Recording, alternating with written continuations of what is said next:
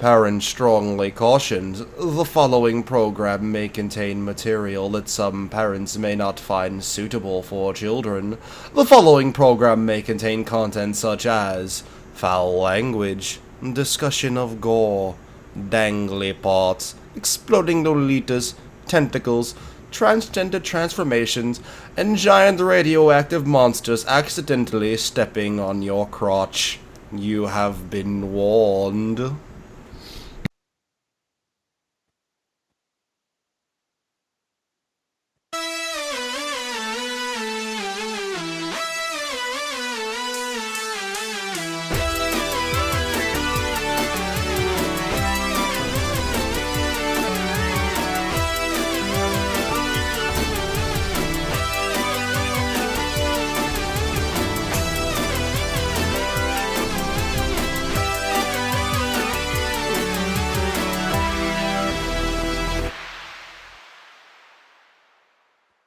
Welcome, one and all, to Equinimation here on Radio is Magic Entertainment. I am your host with the most, the man with Super Saiyan swagger, the one and only Pony Vegeta. Joining me here tonight for a very, very special set of shows. First up is, he's only wearing a headband and a lab coat, MangaMan. And sitting somewhere over in the corner stroking his bleeding rectum, Spider Sex. I tried to go for Angerus, if anybody caught that.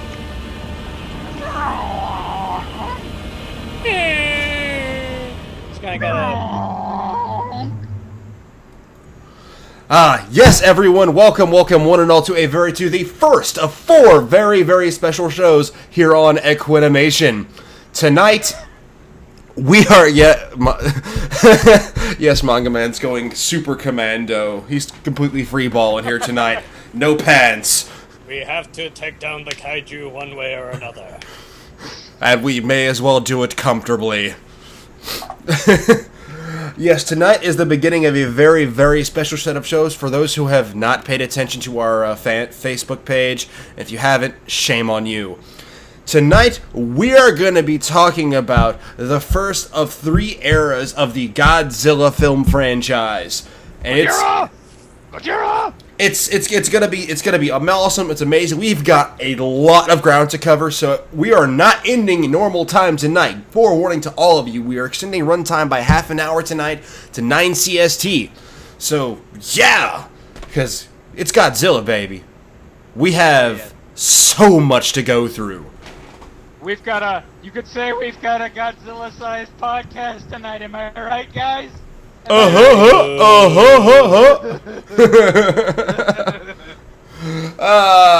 Yes. So for those who don't really know what Godzilla is, and how couldn't you? Yeah, I mean, how could you not know? I mean, really, because even if you've never seen the movies, you've got to at least know the name.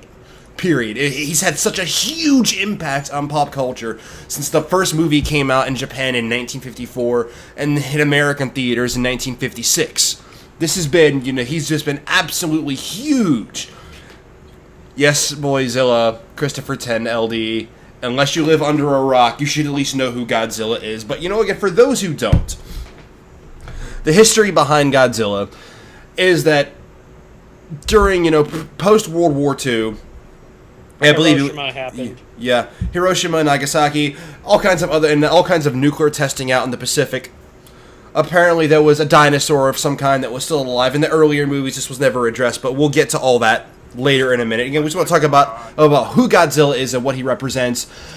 Godzilla's like a giant dinosaur that absorbed a massive amount of radiation, and instead of killing him, it mutated him. This was during the 1950s when this kind of theme was popular with both American and foreign films. Like radiation. That's how atomic physics works. Yes, exactly. Randomly makes things 20 times their size. And gives them fire. Instead of just killing you slowly. Or instantly. But yes, for one of the things that I think has been lost over the years, because Godzilla's has had so many different faces, not just the costume in a literal sense, but he's had so many different faces. He's been, he has been the greatest villain known to mankind. He's been the world's hero. He's been an anti-hero. He's been everything in between. He's been just something massive. He's had so many different faces and different themes in a lot of the movies, but originally Godzilla was a representation of mankind's greatest fears. Yeah, symbolism. He's been symbolic of the dangers of messing with powers we cannot completely control, i.e. at the time, radiation, with nuclear physics and all that stuff. And not just Godzilla, too. Each of the monsters is each of the kaiju is a different representation of the various forces. Rodan being a representation of the gale winds, of hurricanes and tornadoes. Anguirus being a representation of the earthquakes and the tremors. And King Ghidorah being a representation of thunderstorms, of lightning.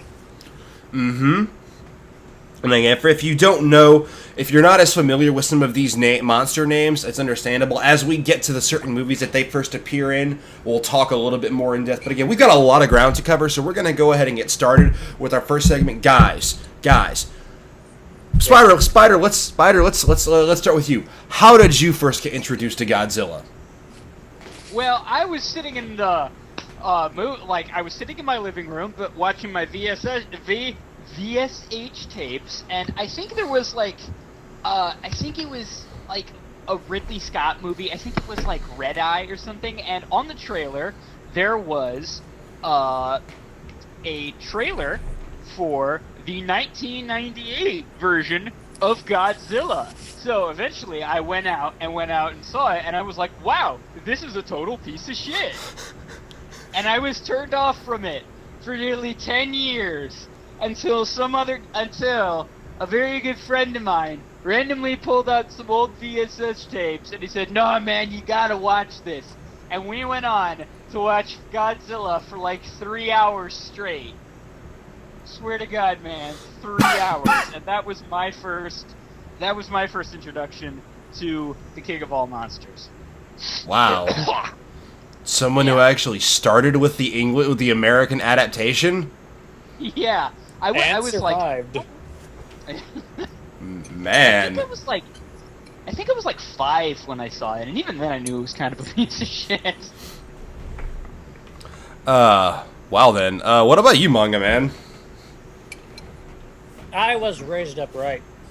My father, every Friday night, would always take us to Blockbuster. It was like a daily ritual of things. Sunday nights would be our nights to get donuts and make bacon for breakfast. And Friday nights were the nights where we would go to Blockbuster to rent out a DVD or a game. And it's actually through my father's suggestion that we picked up some of the old Godzilla films. Now, I don't remember the first one of the movies that I saw. It was a long time ago. I do remember it was one of the Showa era ones. I remember seeing Megalon versus Godzilla. I remember seeing Gigan versus Godzilla.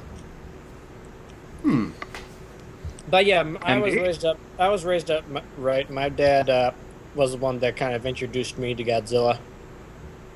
Huh, that's pretty awesome. That is pretty awesome. I envy you. Well, as for myself, I kind of discovered Godzilla on my own. I remembered my aunt worked at a video rental store, and they were selling, a bunch of old VHS tapes.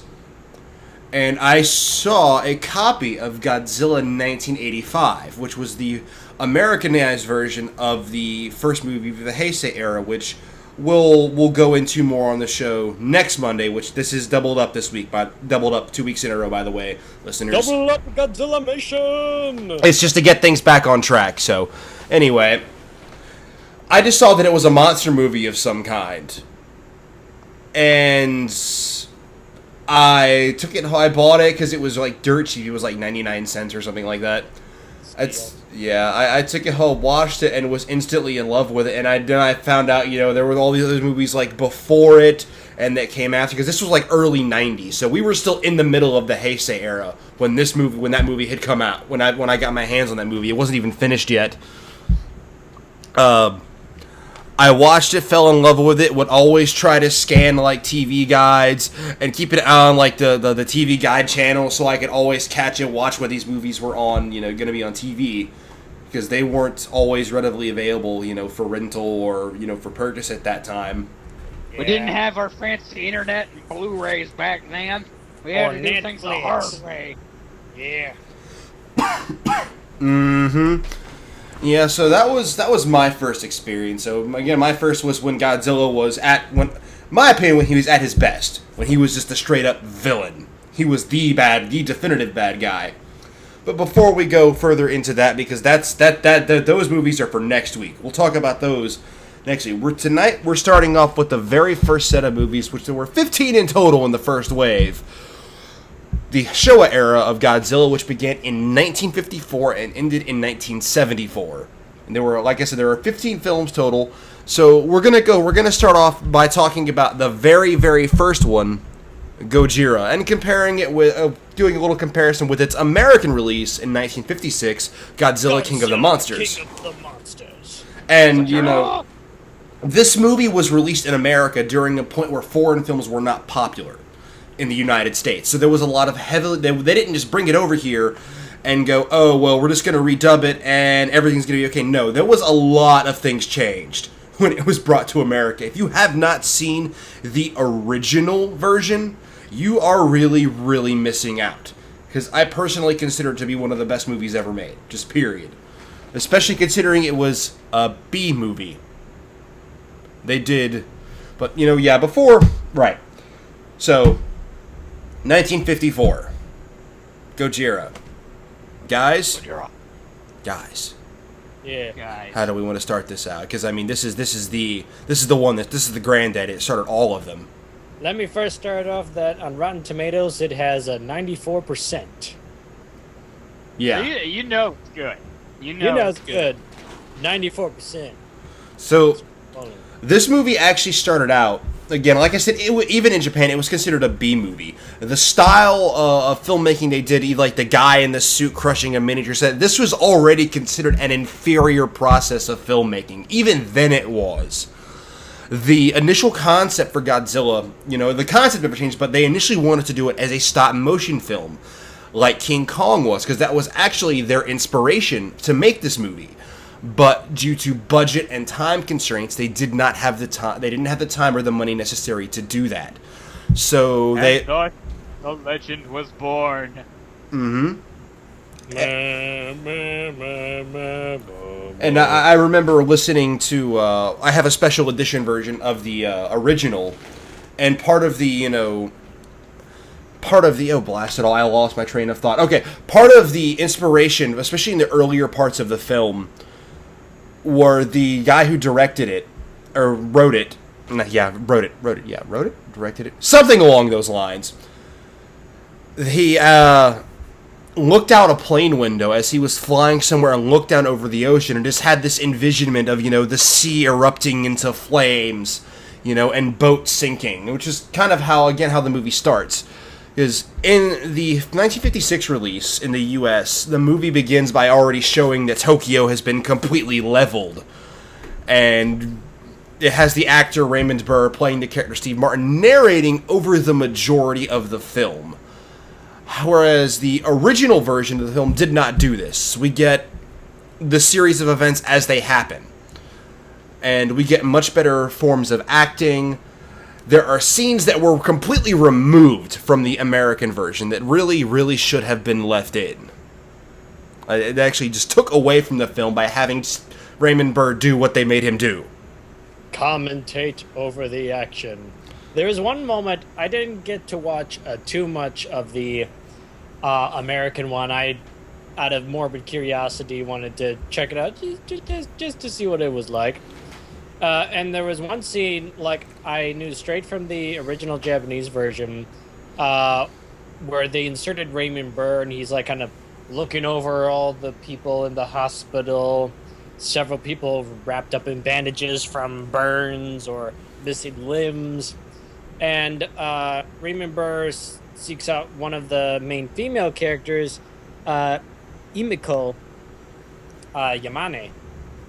And they have an actress that is playing her that's interacting with Raymond Burr because, of course, they can't send Raymond Burr to Japan to film all new scenes. They did this right on a Hollywood lot. So they had the actress facing her back to the camera. That way, all we see is like a black head of hair that we assume is Imiko. Mm-hmm. It's a clever little thing. You can obviously tell, like, if I were a kid watching this, I probably wouldn't have noticed. I would probably question, like, why is some... Uh-oh. It's a clever technique. You kind of cut out there for just a moment. It was a clever technique. Okay. Well, that's, yeah. Clever technique. It really was. This was the first version. The first version of the film I saw was the American one because the Japanese one was not readily available at that time in America. But as I got older, unlike a lot of people who just look at Godzilla as just a campy, cheesy, fun monster fest, I have a very deep appreciation. It can be. Oh yeah. It can be. Not saying it's not. It certainly has become that since then. Well, But I would say that the Showa era definitely was Godzilla's awkward teenage years, if you will. yeah, Oh, yeah. it's like That's a good way of putting it, because he is you know, really all over the place. yeah. He's a dancing fool. Oh Lord, I'll have to bring that a GIF image of that up later or something when we get to that particular movie. But again, what a little more I want to say about this one. Again, a lot of people, just view Godzilla as this cheesy, campy, fun monster fest of goodness. But like a lot of people that view it like that, as I've gotten older, I've gained an appreciation for the films that I couldn't have had as a child. Because as a child, I certainly viewed it as that. These movies were just fun. But especially going back, years later, because it was only just a few short years ago that I got to see the original Japanese version for the first time. And comparing it to the American version, it's, like I said, it's an absolute classic. It is a true masterpiece of filmmaking, because, as I said, this movie was a B movie, even considered as such back then. But the techniques that they used, the terms of quality of the acting of the main actor, the extras were kind of all over the place, but the main actors were top-notch for that period. I was able to get into a lot of the characters, the way the story was told, not just focusing on one single actor throughout the entire bloody film. Let me kind of talk a little about my own experience with the first Godzilla movie, if I may. Go ahead. Again, what you were saying with the actors and whatnot, out of a lot of the Showa era Godzilla films, this one really kept the main cast, the three main characters of Imiko, Hideto, and Daisuke. Yeah. The three main cast characters. Daisuke. I should have known, but my tongue failed me. Daisuke. Really kept a very tight notch, and the central storyline is what I think really keeps the movie going, as opposed to some other of the Showa era movies that we'll talk to, where sure, the monster fight scenes are fun and all, but the story is what's really dragging it on and on and on. Yes, Japanese names. Mm-hmm. There was very compelling. Yeah, the way this movie told its story, again, it was a much darker theme than what would be used in any of the other movies later on. Well, for the most part. There's there are a few where it gets really, really dark and intense, but yes, this is definitely on the darker side. Godzilla bleeding. How about that for dark? They just went a little bit more edgy. I'm talking about in terms of the story. In terms of the story, this movie was a lot darker than a lot of the future than most of the other movies from this particular era.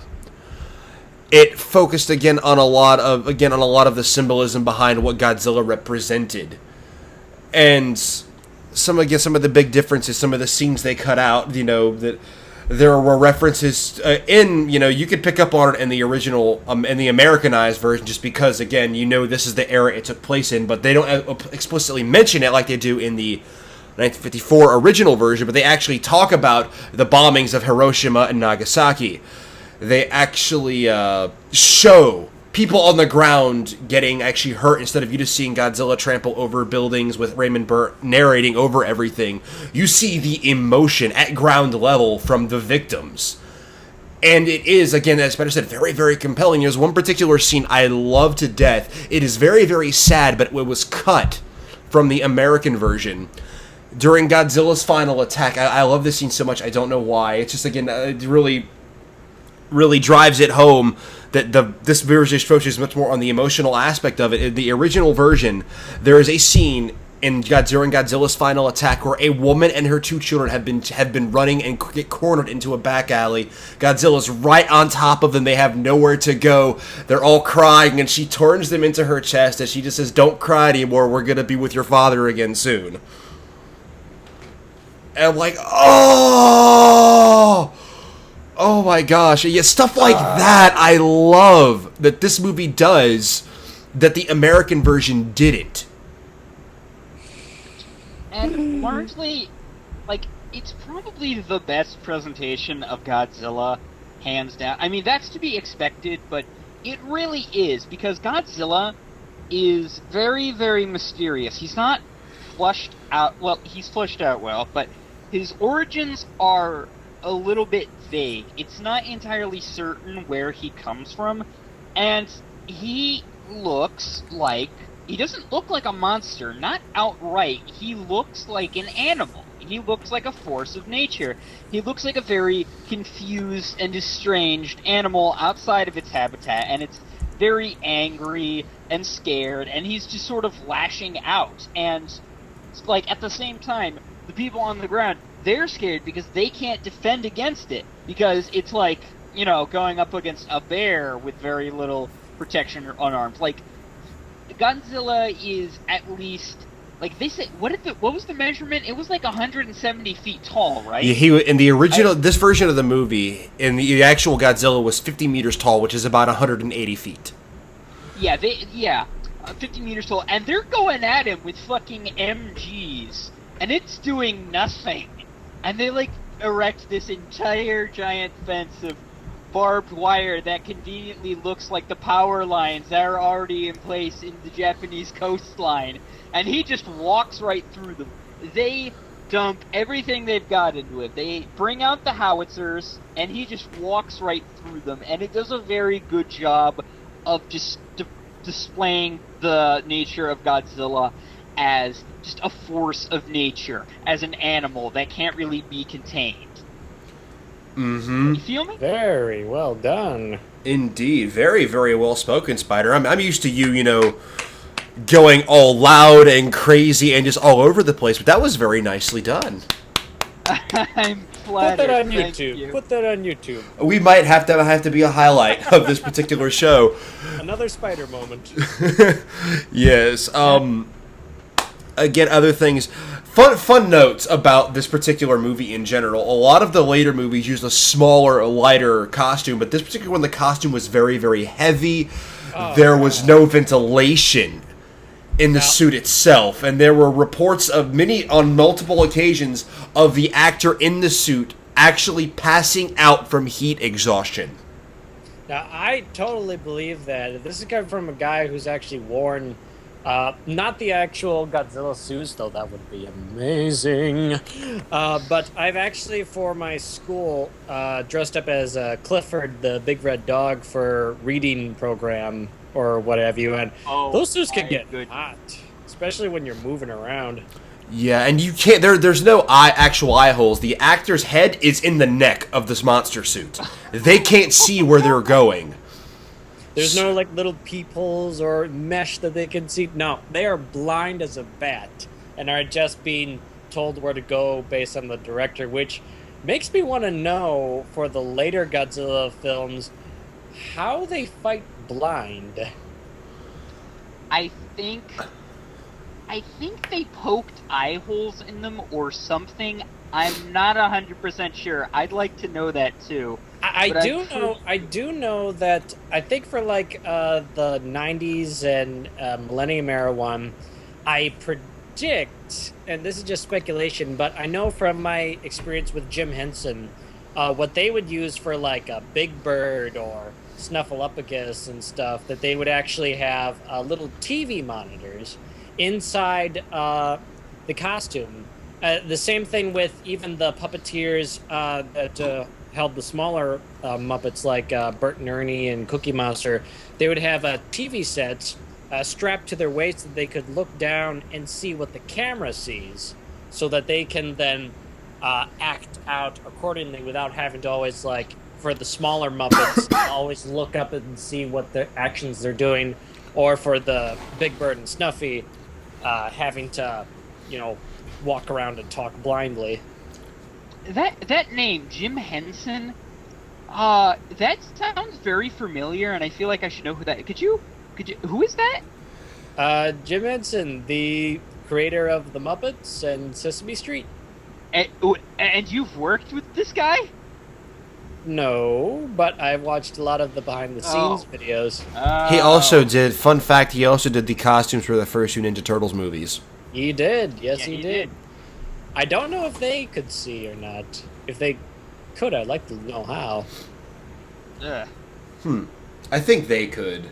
Dance, Yeah. magic, dance, magic, dance. Oh, Vegeta, I sent you the GIF. Yeah, we'll play that one whenever we get to that movie, because we still got a few movies to go. As far as like what we actually have time to, because we could talk about this first movie all night, comparing it. We could talk about we actually get into. We could talk about comparing it to the two versions of the movie together. We could talk about this to the full 2 hours we have. But sadly, we just don't have that much time to go into that in depth. All I will say is, if you ever have the chance to watch them both together, do it. And you will see just how much, and like really analyze the movies as you're watching them, and you'll really see a lot of what we're talking about. So, you guys have anything else you feel that is absolutely has to be said about this movie before we move on? It's a great movie, and you should watch it. Go watch it, man. Right. So we now move on to the second movie of the Showa era, Godzilla Raids Again. Now it's it's kind of a no-brainer. Obviously, they find a way to get rid of Godzilla at the end of the first movie. Now, yeah, kind of. They do find a way to get rid of him. But, of course, with the immense success of the film, they're like, oh, we got to make a sequel. So, this is where we get Godzilla Raids Again. Let me talk a little bit about Godzilla Raids Again. Be my guest. The first time that I was introduced to this movie was actually in preparation for the show. I got the Godzilla collection pack that actually had it. And so I was kind of excited because it is the second and only other black and white Godzilla film, and I am a fan of black and white film, being a film buff myself.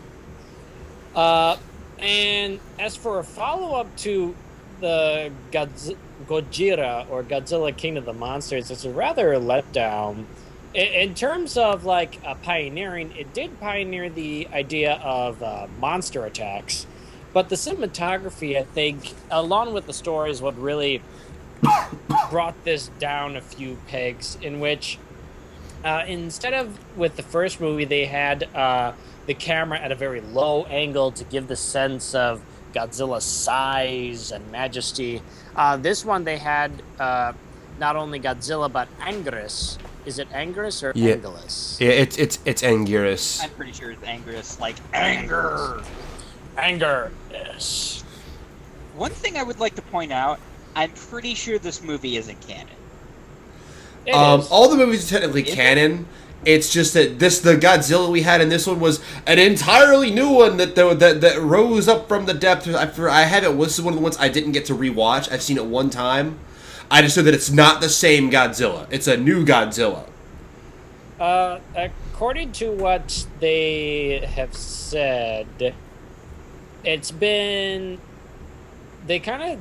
I don't know, they kind of just gotta skimp over that fact and just gotta say that it is Godzilla and not... I think there were some people in the cast that say, like, did we kill him? Well, he must have survived or something. Yes, and again, this is also the first time we get the monster mashup. This is where they introduce a new monster, Anguirus, which is again kind of like, you know, he's like an ankylosaurus. And he's very angry. Yeah, this image you guys are about to see is not the. I don't think it's the. Yeah. I think the biggest. It was the first time. I don't know if it was or not, but if it is, it was the first time to me where they had two monsters fighting each other, and this is the first. Yeah, they're trying to figure out. Yeah, there's Anguirus in all of his spiky glory. And it's the first one, so they're trying to figure out, you know, like, how should these two fight, or like the battling styles and whatnot, figuring out the camera movements. They tried like a whole bunch of different things. It's like I said before, instead of the low angle shot, they went for a more horizon line shot where you see both monsters and they just kind of look like actors on a set because of it. And there were several scenes where I swear to God it looks like they used puppets. I think they did at one point. Yeah, that wouldn't surprise me. I think that's an issue they had with several of the other films too. It is. I would also like to point out that Anguirus would later come on to become probably, I think it was the second most like, what's the word I'm looking for? Featured kaiju. Oh yeah. Yeah, featured kaiju beyond Godzilla himself. Anguirus did steal the spotlight from a lot of the other kaiju, like Baragon, for example. Baragon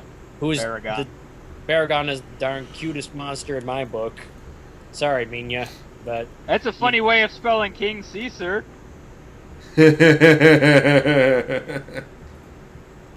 We'll get to that one later. Yeah. Anguirus and Godzilla are best buds. They like hang out on the weekends, shoot some pool, maybe hit up on some of the female kaijus. Wait. Are there female kaijus? No. I need to know this. Oh. There are few. Technically, both Mothra and Biollante, who we'll see in the Heisei era, are technically female kaiju.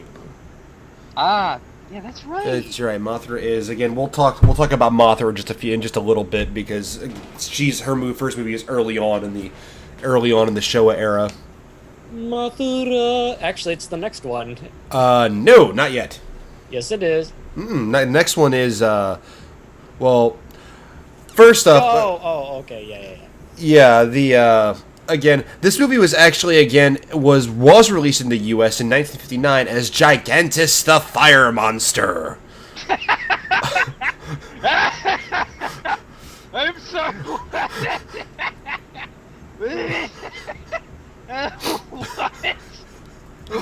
What?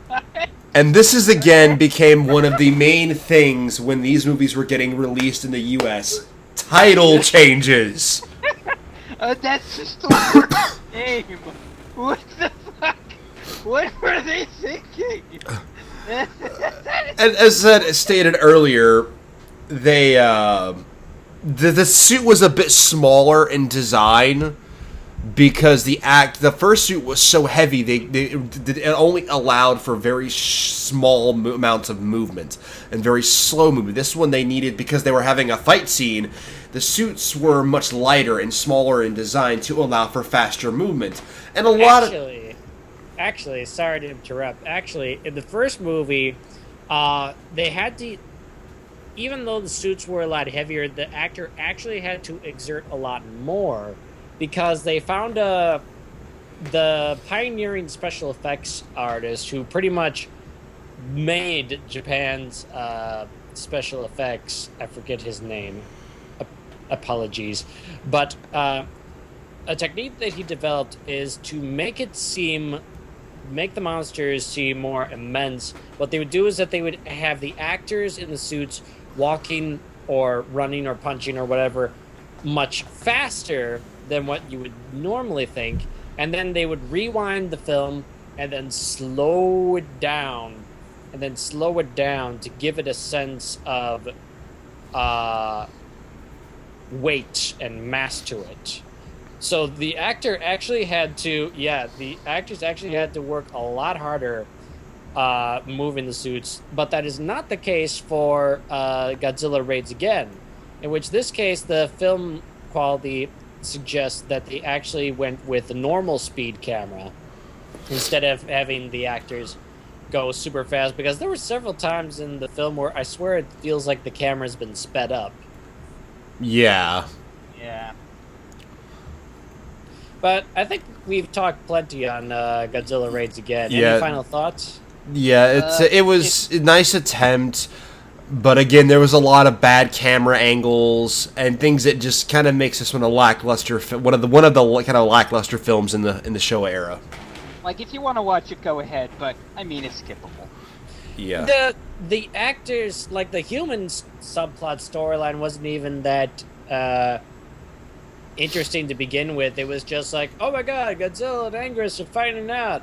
We gotta take them out or something. Quick, go flying to a mountain. Do it for your country. Do it for Grandpa. Do it for Grandpa and country. Yeah, I don't think we really don't have anything else to say about this, so let's move on to the next one. The greatest movie of all time. The third film in the series was the first one to be filmed in color, and there was a lot of ways they could have done this one differently. And there's some history behind this one I'll talk about. This one is King Kong versus Godzilla. The match of the century. All right. So as you can imagine, Toho managed to attain the license to use King Kong for a series of films. He had his own little offshoot movies that they did, but this was, I believe, the first time he showed up in some of their movies. Now, it's a fun little fact that they also got the rights to use the name Frankenstein. And Frankenstein had its own set of movies produced by Toho, and it was initially supposed to be Frankenstein versus Godzilla. But I forget the reasons why. I have to go back and look it up again, but they changed it to... I know the reasons. Oh. The reasoning behind it is a little hazy to history.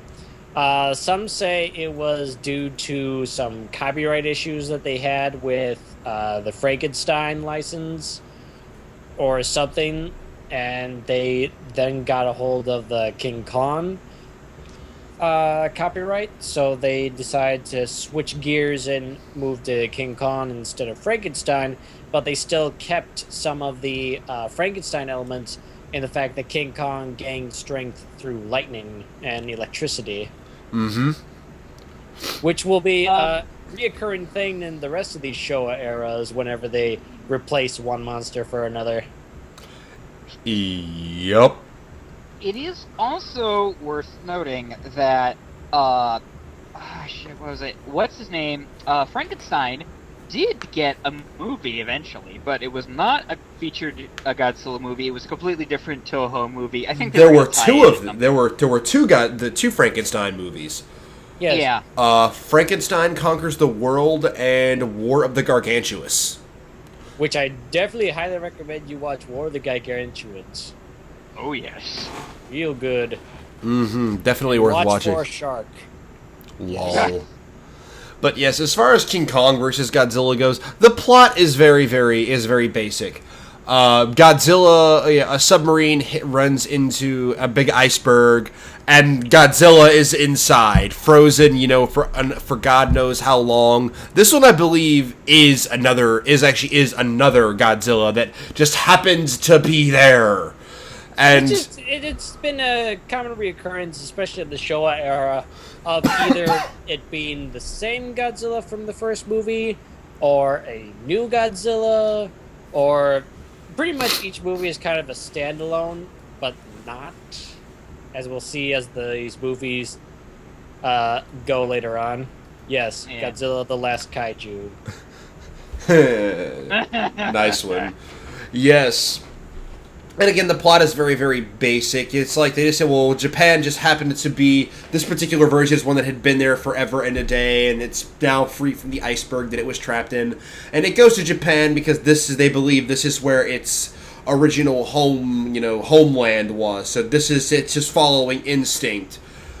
And this TV company goes to this island because supposedly there's another giant monster on this island, and it's the Faroe Island from the blasted King Kong movies.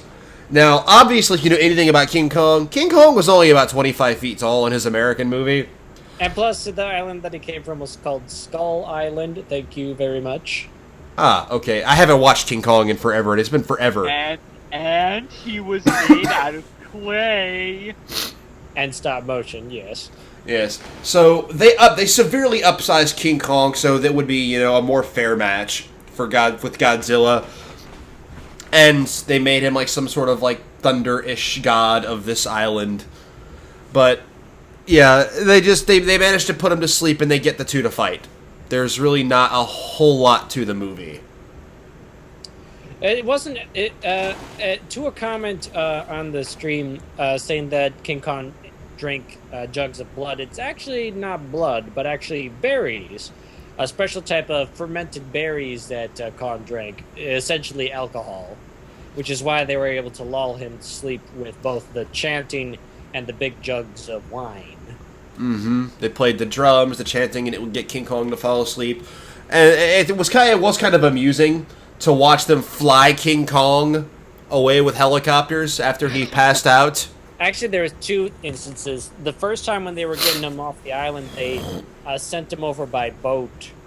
And then the second time, when after King Kong runs amok and does his whole spiel of kidnap the girl, find the tall structure around and start climbing it, then they made him fall back asleep, and then they lift him up through a helicopter, and he just looked like a marionette with tangled strings. It was kind of amusing, and this is in other words where they're still really trying to figure out what looks good and what's going to look best as far as the cinematography goes. And they're still trying to get it figured out, and there's a few scenes that do look really hokey. They're like... It looked like a marionette, probably because it actually was a marionette. Like, just saying. Probably, but I will say this about King Kong versus Godzilla. If you're in it for a good monster battle, this is something you can get all the guys and girls together and just go, woo! Who's gonna win? This is one of those... It's what... Go ahead. First. No, you go ahead. No, you first. You were... Okay, fine. Fine, sheesh.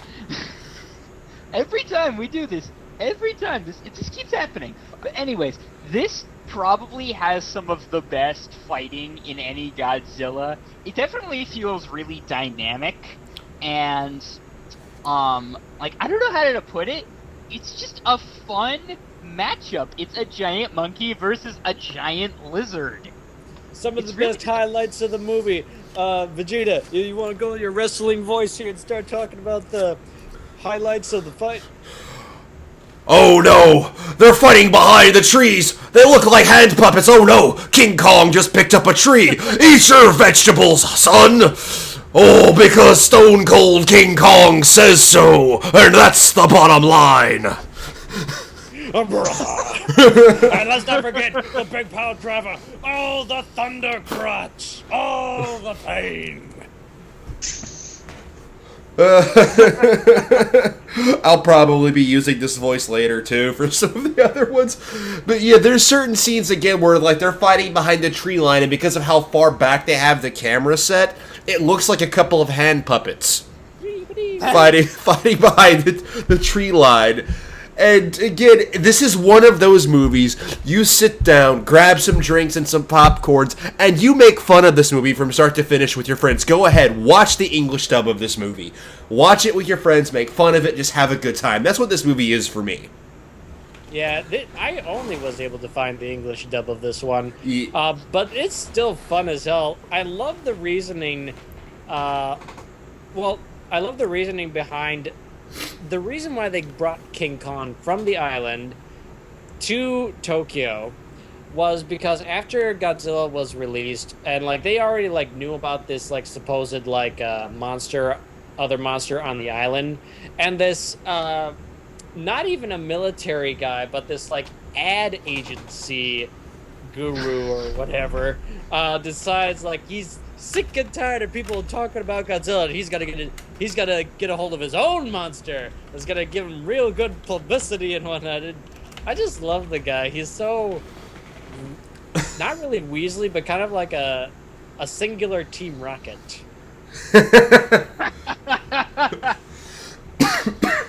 That's a nice way to put it. But yes. yes. Do you guys got anything else to say about this particular movie before we move on? The Thunder Crotch!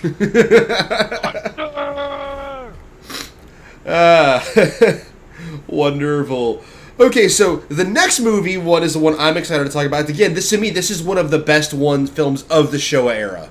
Overall, in terms of story and the action presented here, we have Mothra versus Godzilla. Mothra, Mothra. It's been so long since I've watched these movies, but that song is still stuck in my head. I want somebody, and a couple people already did, but I want somebody to... Hey, Vegeta, you say that you know a friend that knows E-Rox, famous for his meets metal stuff, right? Yes. I want him to do Godzilla meets metal. We'll see. We'll see if I can get some strings pulled and no pun intended, guitar strings pulled, and see what we can make happen. But yes, by this point, Mothra actually had her own standalone film, and that's where Mothra comes from in this movie. I think she had her standalone film first, didn't she? She did, yes. Mothra first starred in her own film, titled Mothra, of course. Then starred in Godzilla, Mothra vs. Godzilla, and then since then has appeared in many of the Godzilla films until I think it is after the 1992 Godzilla vs. Mothra retelling of the classic story that she actually leaves the Godzilla franchise and goes on to make her own film trilogy of Mothra's Revival or something. I have to track those down and watch those. By the way, the twin fairies are not actually twins in this movie. I like to point that out. They're actually a Japanese pop idol group known as the Peanuts. What? And yes, Mothra did appear in Tokyo SOS. Oh, yeah. That didn't, I say she left in 1992, but that doesn't mean that she doesn't come to visit for family reunions, you know. Or little cameo appearances like in Godzilla vs. Space Godzilla, which we'll talk about again next week. Okay, but again, Wars. Oh yeah, and Final. She had a more direct role in Final Wars, though. But yes, Mothra versus Godzilla. You have a massive typhoon sweeping across Japan, and part of the world in general. And on one particular island, which was Infant Island, called Infant Island, the home of a tribe. Big grown giant moth. Home of a giant moth. A giant egg is broken out from beneath the earth and washes shore in Japan, which is then purchased by some old, rich guy. I forget what their company was. It's never really Their explained. company was basically the company that owned it was, I think it was a oil refinery, or like they owned a section of the land. They bought the beach that the egg washed up on, and then claimed through legal rights, since the egg washed up on their beach, which they just bought, but they still haven't paid the fishermen that they had bought it from, that the egg then belongs to them, and that they're going to create a tourist attraction, like all surrounding the egg, and they're going to incubate it and let the egg hatch, because they want to see what the big egg's going to hatch into. Not that they could be convenient. not all convenient, more like, you have no idea what's going to appear out of that egg. And luckily, though, the twin fairies come in, and they try to warn these tycoons, but of course, the tycoons see the twin fairies, are like, money. Which, they pretty much go right back to the plot of the original Mothra. Like, it's like they kidnap the twin fairies for money after they already have, you know, the giant egg. Mothra's all like, no, we're not playing this. I'm gonna get my fairies back. Gotta get my fairies back. Gotta get my girlfriends. Hey girls, have you seen my babies? And Godzilla has one of his oddest appearances in this movie. It almost doesn't even feel like a Godzilla movie until he actually shows up out of That's the what I ground. feel about a lot of the Showa era. Yeah, Godzilla pulls a Diglett. And just out of nowhere, what was he doing? Was he like just taking a nap when they built this area, and then he just like was in such a deep he didn't feel him throwing dirt all over him? Well, I think he thought like, oh, I hear there's this big spa treatment that they're doing nowadays called dirt therapy, where you just pile on the dirt over you, and apparently it does wonders for the skin. Thought I'd try it. It's like they don't even bother to try and explain how he was there. Unlike the other first three movies, where they had some kind of explanation as to where he came from. It's just like, oh no, it's Godzilla. That's it. That's what we get. Yeah, that will be a lot of the Showa era movies. Yeah. Diglett, Godzilla, Zilla. I feel a lot of these, like, I feel a lot of the movies were, not all of them, but a good deal of them were originally going to be completely different standalone movies, but somewhere along the line, they wanted to put Godzilla into it. Like, that's just, I don't know why, but I get that suspicion somehow. Also, I like to say, I like the villagers on Infant Island. I like to think that because they don't wear any clothing, and since, well, Mothra's a moth, that maybe they sacrifice their clothing to Mothra to feed her. That makes perfect sense. And Jack, to answer your question, the Japanese do know who Mothra is. That does take place in the same cinematic universe. It's just that they don't know what the egg itself is. This is the first time they saw an egg. Yeah, but when Mothra actually does show up, they know who Mothra is. Because at the end of, of the original Mothra movie, Mothra just goes back to Infant Island. They don't destroy her, she just goes back. And unlike the other kaiju in the Godzilla universe, or even her own universe, unlike the others, she is not seen, like, intentionally, unless she's been brainwashed in several of the other movies, but she does not intentionally destroy or damage any property. It's usually the only time that she ever destroys anything is either if she's under brain control in her larval state, where she is just hungry and she's just gotta feed herself, so she's gonna num on all the women clothing. I mean, all the clothing. That's the one thing that I didn't understand. Like, the fairies, like, kept on warning everybody, like, even the good guys, like the news people, warned them about they should not have the egg on the so near to civilization because once it hatches, the babies are gonna be hungry and they want to feed and they're gonna destroy anything in the way of their num-nums. But after they hatch, they just like, oh, okay, there's Godzilla. Oh, okay, we're gonna go take him out. Yeah. Even though I'm starving! Mothra is, by and large, pretty much the only kaiju that's like an actively good force. Like, I can't think of any other ones that like are actively good. King Caesar. Other than maybe... Well, yes, of course. Other than Caesar and Mothra, I can't really think of anyone else that's like an actively... I didn't watch the Jet Jaguar movie. We'll talk a bit about that one. That's actually one of the last few.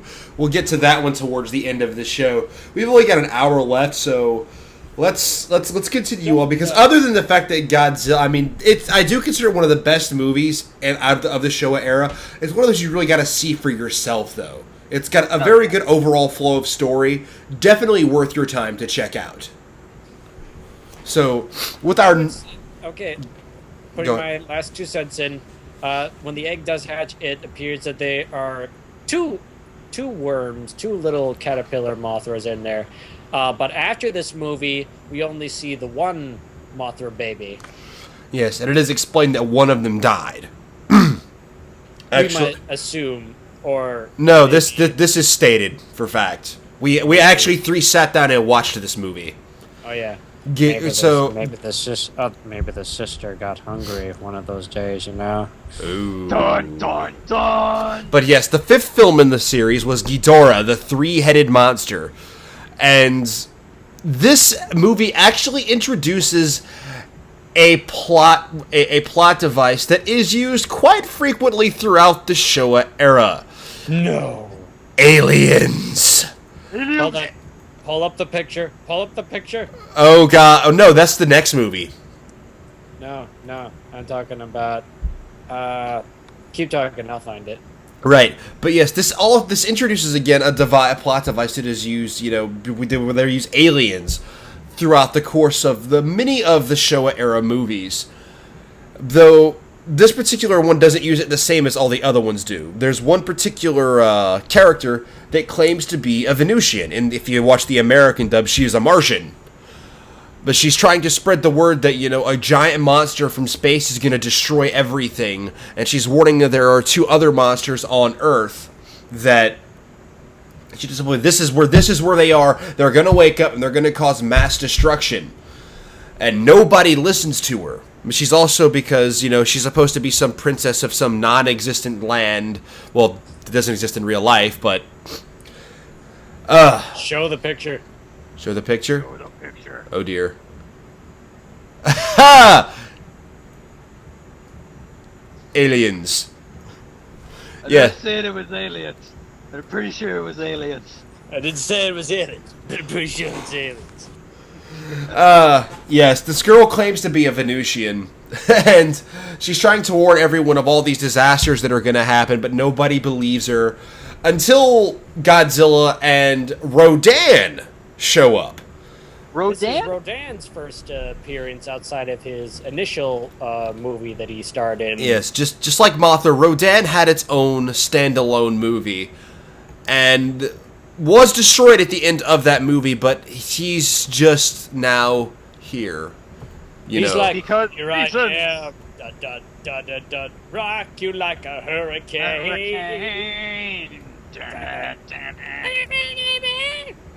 Yes, the image you now see, this is Rodan. Rodan's like a giant bird-like creature. A pterodactyl. Pterodactyl. Pterodactyl.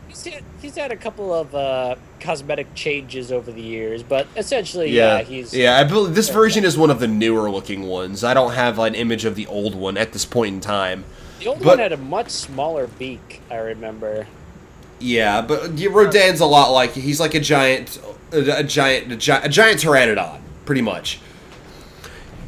But Rodan's not really the major villain of the film, and this is also the first time they, with another recurring theme that they would use consistently throughout the rest of the movies, there's the introduction of a true villain of the series, and another recurring character, Godzilla's greatest nemesis. We get King Ghidorah. Yeah, one of the oddest cries throughout the films.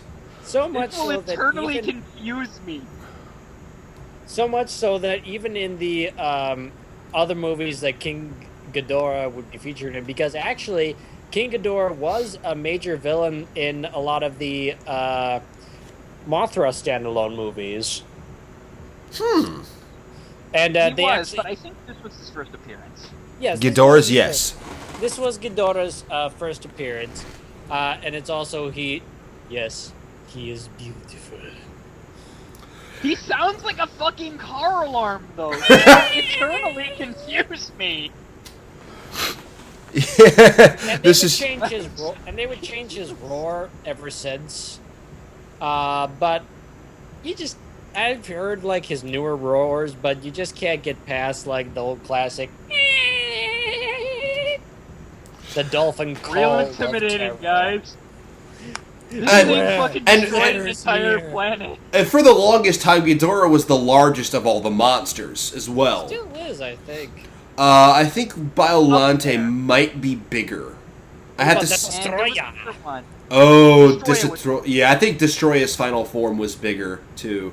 We'll get to that later, but again, in this movie, like a massive meteorite crashes between mountains. It's got strange magnetic properties, yada yada yada, and then the girl shows up after she nearly dies. She comes back, claims to be a Venusian, and talking about all these disasters that are going to show up. And we also once again get Mothra in this movie. Baby form. Yes, baby form again. The moth form died in the last film, fighting Godzilla. She was on her last wing. Yep. What a girl. And between movies, one of the larval Mothra, one of the larval forms of Mothra, it dies. So we only have the one this time. What? It got eaten. Oh, yes. We're just gonna go with that. It makes the most sense. It died because it died and was then eaten by the other I one. want to eat you out. Oh, galore. Oh. That- It's okay. It's okay. They're caterpillars. Ancestors. Anyway, yes, this also features the first time that Godzilla is featured as a good guy. And Oh. we get the greatest thing of all time. Show it. No, wait. That's the it. next movie. Yeah, that's the next one. We'll talk about that one next. Okay. How about now? Huh? Like, what else is there to talk about? Well, Godzilla versus King yeah, Ghidorah? that's all there really is to talk about. Again, you get a lot of bits with Godzilla and Rodan fighting it out, and again, one of the more infamous moments of the Godzilla series, where Godzilla's dropped from the air onto a telephone pole on his crotch. Boom! The Thunder Crotch. Thunder crotch. And after some of the most intense fighting, some of the most intense fighting in the entire Godzilla series, King Ghidorah just fucking flies away. Like they resolved nothing. Like there's this big planet-destroying threat, and he just flies away. It's like, nah, man, I ain't doing this shit. I'm Fuck out. this. Yeah, Mothra tries to fight off King Ghidorah by herself. Doesn't work. And Ghidorah accidentally drags Godzilla and Rodan into it, and then they suddenly shift from being the forces of nature that are threats to mankind to the good guys, and they help fight off King Ghidorah. Ghidorah realizes he's outclassed by all three of them working together, and just leaves. And then from this point forward, for the rest of the movies, Godzilla's viewed as a good guy. He just, yeah, for the most part. He just kind of, him and Rodan just kind of leave as well, and it's not something that's really addressed during the rest of the film. I do want to point out before we move on to the next one. There's a really funny scene in the original English dub where the fairies translate what Mothra is saying to Godzilla and Rodan, trying to convince them to join forces to fight off against King Ghidorah. And like, it's not implied. It's heavily implied what Godzilla may say, but all the fairies translate it as, "Oh, Godzilla, what language?" Yeah.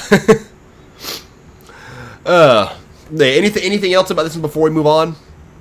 Move on to my next one that I think is far superior. Okay. Weird Yes. ending. Yes. Okay. So now we move on to something that has a very, very popular scene. We have Godzilla versus Monster Zero, or known in Japan as Invasion of Astro Monster. And this had, That will instantly confused me. yeah. Well, let me just say, this is one of my favorites of the Showa era. Next to the original. Just for the sheer fact that I got really, really invested in the subplot storyline of the humans' endeavor and trying to... Okay, so what happens is that some astronauts are going around Jupiter and they discover near one of Jupiter's moons is a mysterious planet that they call Planet X. But then Martian from the Looney Tunes comes in and says, "I planned this for Mars." But no, that's an entirely different thing. Oh, you clever bastard! I get. Yes, and this movie is a direct sequel to the one before it. These astronauts, they travel to one of the moons of Jupiter because of some strange signal they've been receiving. And it is a fun little fact to note that they actually used an American actor as one of the main characters. Who's very different acting-wise compared to both, because I watched both the Japanese and the English versions. And the Japanese version, which I first watched, kind of portrayed him as kind of like a noble, little bit stern type of character, but still overall noble character. And then, like, out of curiosity, I said, I wonder what the own English actor's voice is like, because I gotta wonder, like, these English actors that they then started hiring for these movie roles. This is the only one that I could think of that had a main character as an English actor. Mm-hmm. But I gotta wonder about them, like, going down to Japan and filming this role, and like all these people speaking in a language that I don't know if they have learned up or not, but kind of like, okay, I'm just gonna read my lines, gonna get my check, see the sights, and get out of here. But the English actors, when you watch the Godzilla versus Monster Zero, he's actually got a very thick Brooklyn type accent, like he's from upper crust New Yorker. Again, come on, baby, we got more like a rough dog, kind of a Marlon Brando wannabe. Yes, Everybody loves Marlon Brando, though. Yeah. In the original, sucked into his eyes. in the original Japanese version, they redubbed. They had him speak his lines in English, but they redubbed over him with the Japanese voice actor. And when the film was released in the U.S., they had him. They redubbed his own lines into the film. So it was kind of a little interesting point of things that they did. Now again, Confusing. yeah. Now in the film movie story again, they go to this planet. This moon of Jupiter, and they find out that it's actually inhabited by an alien race. And according to them, their planet is constantly under attack by Ghidorah. Who they call Monster Zero. Because they refer to all monsters by numbers rather than names. They refer to Godzilla as Monster 1 and Rodan as Monster 2. Mm-hmm. Hey, Monster 2. Favorite. Lol. Monster 2. It's funny because it looks like shit. How exactly do they know about Godzilla if they're living on another planet? Well, they're obviously sending out these radio waves, and they've already... and later on in the movie, we do find out that there are actually... I'm just going to call them Exians for now. That there are other Exians that have already landed on Earth and infiltrated the Earth society. Yes, with science! And have been integrated into the society to kind of pretty much do what you imagine when the word, show the picture, aliens comes into play. Oh, darn it, I closed it out. Open it up. Aliens! Aliens. Yes. Alien. When aliens comes into play, like they at first say, like, if you let us borrow Godzilla and King Ghidorah, we will give you the cure to cancer. It's like, oh wow, such a Whoa! such a generic, like, no particular type of cancer, just cancer in general. One cure-all for all the different strains of cancer cells. That's, wow, you must have really good technology. Yeah. Let's help them out. So they do, and, you know, they use their spaceships, and they take Godzilla and Rodan to... Hold on. I need to say one thing in honor of one gentleman that has passed away recently. I would do this for him. And they take the rocket ship with the rocket fuel, and they throw it up into the sky. It came out of Oh man, thank you. As someone in his same line of work, I applaud you for that, sir. Rest in peace, Ultimate Warrior. Yes. Rest in peace. You crazy bastard, you. You know that place you put with the rocket fuel, load it with the worms, and then you bring it down to the face of the warrior. I'm sorry. It's okay. I'm sorry. You are okay. You're fine, but you're fine in my book. But yes, they take Godzilla and Rodan all the way to the moon of Jupiter, to one of the moons of Jupiter where they inhabit, to fight off King Ghidorah, and they are successful in defeating King Ghidorah, which then results in one of the single funniest moments in all of Godzilla history. This is where we're starting to get into the real camp value of the Godzilla franchise. Any Godzilla fan has done this once in his life. After they beat it, Godzilla does what you are now seeing on the stream. It's probably a little low quality because of the size it has to blow it up to on the stream, but yes, this is what happens. Godzilla dance! Hey, Sayura, not even once. Yeah. So this happens, but it's at this point, you know, not long after this, we find out that aliens, they're not always as nice as they appear to be, because they're supposed, like, the tape they give them that has the supposed cure for cancer on it is actually a message saying that, well, your Earth now belongs to us, because if not, we were actually in control of Ghidorah the whole time, and now we've got control of Godzilla and Rodan. Because all your base are belong to us. So if you don't, you know, make yourself subservient to us, we're just gonna destroy your planet. And why? And I like that they do this for the Exians that they don't do in some of the other aliens that appear later on. They give them a reason for why they want the Earth, is because water is a very, very rare thing on their planet. It's more important to them than even gold, which they have a large supply of. Yeah, they want to take over the Earth for gold, and there's a lot. There's some decent subplots going in there for other things, but that's the basic gist of the whole movie. You know. Honestly, it's a fun movie with a great cast of characters, both English and Japanese, respectively. Definitely worth your time. Again, one of the better movies of the Showa era, worth your time to sit down and watch.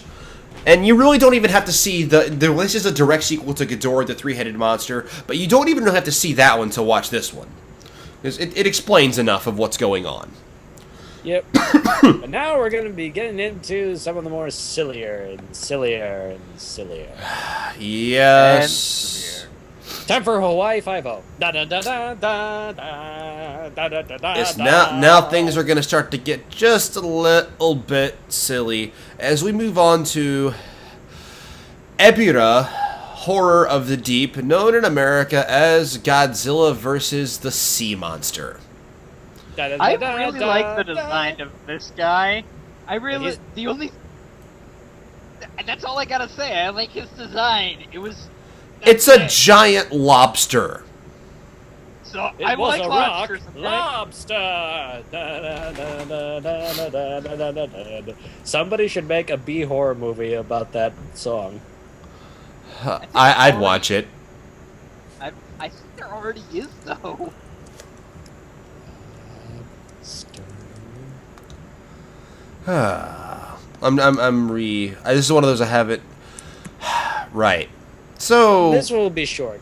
yeah, this was gonna be short. There's not a whole lot to talk about. All we know is that there's a terrorist organization called Red Bamboo that have kidnapped a lot of the natives of Infant Island, and they're making them. They've got this base of operations, and they're making them produce this liquid that keeps the monster Ebirah at bay as they cross across the ocean. And anyone who tries to get close to the island is destroyed by Ebirah unless, you know, the boat is coated in this special liquid that, you know, keeps Ebirah at bay. But otherwise, there's really not a lot to it, except, you know, like it's the movie focuses on a small cast. They're trying to find, you know, this guy's brother who was lost at sea. His boat was destroyed by Ebirah, and he's ended up being captured by, you know, the Red Bamboo organization because he survived the attack. And otherwise, there really isn't a lot to say about it. One interesting thing to note is that originally Godzilla was not scheduled to be the monster in this flick. It was originally gonna be King Kong, who was originally gonna be Frankenstein. And in the movie, they actually find Godzilla sleeping in a cave and decide the only way to wake him up is to draw lightning to him to strike him. And that was originally going to be more towards Kong because, as we know from King Kong versus Godzilla, King Kong draws his energy from lightning. See, I told you, he hijacks all the... It's it, you see? I see. Yeah, this is a common thing. And what's interesting to note, though, also in King Kong versus Godzilla, they specifically say that Godzilla is prone to have a weakness to electricity and lightning, which makes sense for that movie, but doesn't make sense for all the movies following that. Because there are don't you just love continuity? There's a lot of times where Godzilla draws his energy from lightning. Yeah, I'm sure it's some sort of deep symbolism commentary about Japanese society, right? Guys? No. Godzilla versus the Sea Monster. Okay, movie. Moving on. Yeah. Now, that's again... That one was just kind of an insignificant movie. Nothing really spectacular, but it was there. But now we really are starting to move on to the silliness. We've gone off the deep end. It hasn't gone off the deep end yet, but it does start to get a little bit silly in terms of plot. All right. We've crossed the threshold. I will defend the Son of Godzilla to my dying breath. Egghead, you stay awake. You're gonna listen, damn it. We need ad revenue. Yeah. Pay attention, damn it. Like we get paid. Now we move on to the son of Godzilla. Minya, or Manila. Yeah, where we have 3 new monsters introduced in this movie. Only one of them is of any kind of significance and makes multiple appearances later on. Again, the son of Godzilla, known as Minya or Manila, depending on how you want to say it. Manila Ice. Ice, ice, baby. The thriller with Manila. Whoa! You get it? Whoa! I get it? I got it. And you should be ashamed. I have no shame. But I will defend this movie because it happens to also be another one of my favorites from the Showa era. It does something that I wanted the Godzilla franchise to do for a long time when I was growing up, and that is go to Monster Island and actually have a scientist team to actually really explore these monsters in their natural habitat, kind of like a documentary series. And here we see the young Godzilla learning how to breathe fire from his father. Godzilla's a jerk of a dad, though. Let's face it. Yeah, he's a little bit abusive, but Yeah, that's not the Minya, I know. Oh, a that's... little bit of abuse. Well... Oh, abuse is okay if it's just a little bit. Well, when you're, a 180-foot tall lizard, you don't exactly always show compassion. I guess. You do need to kind of put the foot down. I And can't the tail. I can't hate Manila, though. Or, I just could call him Minya. I can't hate Minya, though, because how could you hate a face that stupid? Look at his dumb face. Look at that dumb face. Yeah, this is the version of Minya from the movie that I'm showing up here now. Just look at that. Look at that dumb face. How could you hate something like that? Its cry sounds nothing like his old man's. Yes, it's like a donkey. That's what he's cried. When he does do his roar, it is a little mini like. He's working on it. He doesn't breathe He's blue. getting He back doesn't at it. breathe atomic fire. He brings atomic smoke rings. Minya is the pug of the kaiju world. It's so ugly, it's cute. Look at that ugly bug. And he has eyebrows. God. He's like, hey, I could do a Charleston Heston. Charlie Chaplin, not Charlton Heston. We're not talking about Planet of the Apes or Ten Commandments. We could. He had big eyebrows in both those movies. That he did. Could do that. We have a few hours, guys. We have 35 minutes left in our show. This is like the 8th movie. Oh, yeah. I will say, Son of the Godzilla, to wrap this movie up, because we got 7 more movies to talk about. Son of Godzilla is a movie that you can either love it or hate it. The subplot with the humans is actually quite interesting, with the humans being trapped on the island due to a malfunction with their weather experiment, in which a radioactive storm is caused.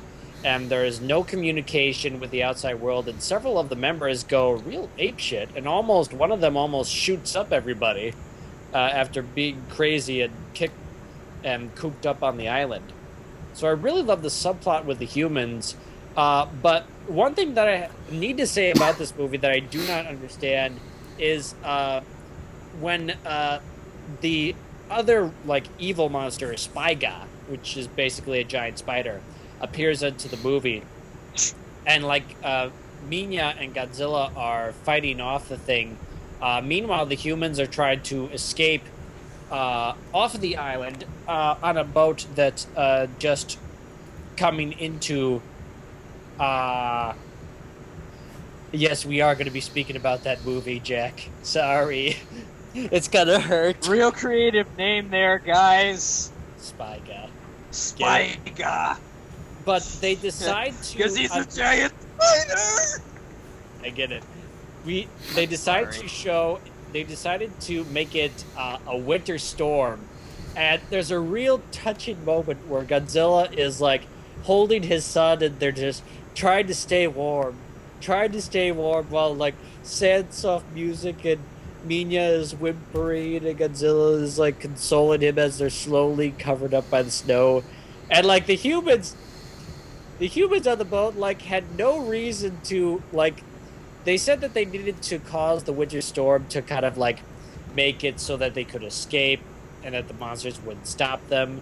But Minya and Godzilla were already taking care of Spyga, so there was no point in doing that other than, well, we didn't get to do it our experiment, so let's do it anyways. Screw the environment and all the life that was on this island and all the possible rare species, not to mention giant kaiju monsters that are the only living ones that we know of in the world, that it could be a benefit to science. But no, they'll be okay, even though they're freezing under negative 100 degrees Celsius. Fuck science! Fuck science!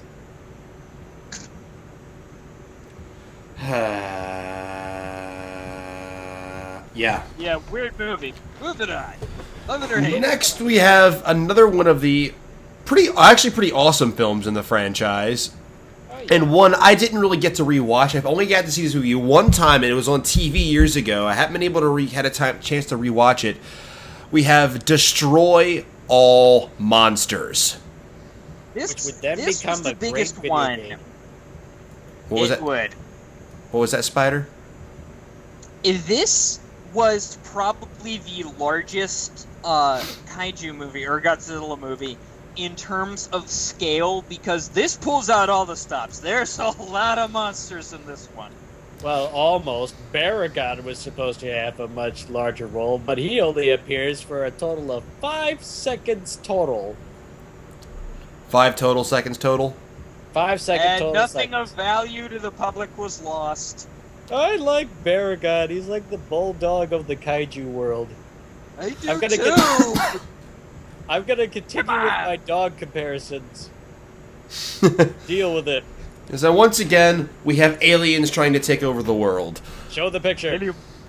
Oh gosh, I just need to keep that loaded. Is what I need to do. Always keep it Idiom. loaded. Aliens. Idiom. You can actually watch Destroy All Monsters. I was able to find a stream of it online, so it's not terribly difficult to find, unlike some other Godzilla movies, which we shall mention. Yes. Oh, yeah, that one. Again, like MangaMan had mentioned earlier, there's really not a lot of context the aliens give as to why they're trying to take over the world here. They just want to take over the world. And like this, Why does taking over the world have to be such a complex affair? I mean, really. well, And if I remember correctly, these were a different type of class of aliens. I like the intensity that they brought to them, and that these aliens can only live in volcanic-like areas. But you gotta think, unlike the Exians from Invasion of Astro Monster, where those aliens had a legitimate excuse to invade the Earth because, hey, they have water. We really, really need water because our planet doesn't have one. These Megmanians, which I will now call because they live in magma, the Megmanians, the only thing that they say as to why they want to take over the Earth is because it is their right to, or something. But if they can only live in very high temperatures, like in magma areas, there's only a limited amount of volcanic activity. Like, what are you gonna do with the planet once you own it? well, in all fairness, the highlight of this film is the end. Yes. Is the end of the movie. The plot leading up to this is these aliens have come to Earth. And it's at the end of the 20th century. Humanity has managed to drive all monsters on Earth to Monster Island, as they call it. And they have methods in place to keep them there. But these aliens show up, disable these methods, and brainwash every monster, including the good ones like Mothra. And they go on a rampage across the planet. Those bastards took the Earth Defender Mothra and made her destroy a subway station. How dare you! Those bastards!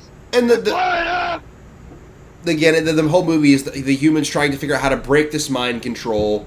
And when they finally do, we once again get reintroduced to Godzilla's greatest nemesis, King Ghidorah. And he was driven off by just Mothra, Rodan, and Godzilla. Just imagine him fighting against all of Earth's monsters. Except for 3 that were mentioned in the movie, like Manas, which is a giant kind of serpentine snake monster thing. Poor Baragon, which I talked about before. And another one, which is kind of a flying squirrel lizard type thing. I forget its name. Yeah, he's not very well known. But yeah, just imagine how well he fared against all of that. Out of all of them, though, that flying squirrel kaiju got the least amount of screen time, 3 seconds total, as opposed to Baragon's 5 seconds. Manas at least had a little bit more of a role in that Manas took over Baragon's role, which Baragon was originally going to attack France, but Manas then was the one that attacked it. Yeah, Who needs it's France, anyways? I like France. But yeah, the highlight is the entire final fight scene, which is pretty freaking awesome. I gotta say, Gorosaurus, who is a lesser known of the kaiju, really pulls out his own in this one. And I think it's the only one where we ever see Gorosaurus doing anything at all. Yeah, I think he's actually got some spots in the King Kong movies, one of them. But this one he actually does a little. I know he drop kicks King Ghidorah in the back. That was cool. But yeah, that's pretty much the highlight, and the only really noteworthy part of the movie Is the final fight. Yeah, other than that, nothing else. Team deathmatch. 1 versus 50. We do get another shot at like the whole all giant monsters all out war attack later, and it was fucking amazing. But I don't think we're actually going to talk about it because it's part of the more recent Millennium era. Yeah, we'll get to that one later, but now it's time to move on to that movie. You know, anytime a movie series runs for a long time, it's bound to make a bad mistake. The movie's so horrible that Rotten Tomatoes gives it a 29%. God damn. It's one of those movies, like, in all honesty, this is the worst film in the Godzilla series. Overall, this is worse than the 1998 American Shitfest. We are now introduced to what was known in Japan as All Monsters Attack, released in the US as Godzilla's Revenge. The only thing he's taking revenge against here is us for watching his movies. Hey kids! We've crossed the threshold! Hey kids, do you like to see a movie where they reuse footage from Son of Godzilla and other such movies? No! Well, shut up and eat your vegetables. This is a big crap fest. This whole and everything that happened to this movie doesn't actually happen. We're focused around a young boy who imagines going to Monster Island and helping and watching Minia fight another monster that did not appear in Destroy All Monsters and never appeared again ever in any other Godzilla film, named Gabara. It was nothing but a bunch of stock footage from older Godzilla movies, and it featured the boy running from 2 thieves that had kidnapped him, and the boy dealing with his own personal bullies, and using the lessons he learned from his imaginary visit to Monster Island to fend off the bullies and the bad guys. If you have to watch this movie, I highly recommend watching it in English. With a bunch of friends and a bottle of Jaeger. That's the only enjoyment you're going to get out of this. Otherwise, it is a pain to sit through. Godzilla says I gotta fight my own battles, you know. Oh yes, Minia talks in this movie. What? Yeah, Manila not only talks in this movie, but shrinks down to human size so that he can actually be with the child, which, surprisingly, they also bring that back in Final Wars, which I'm like, what? What?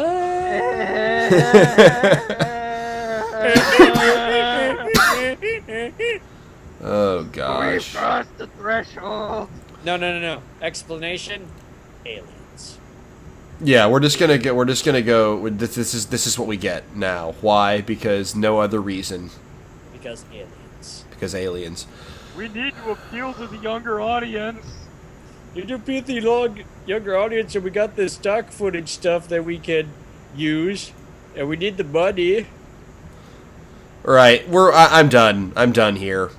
We're It's a piece of crap. We're It should die.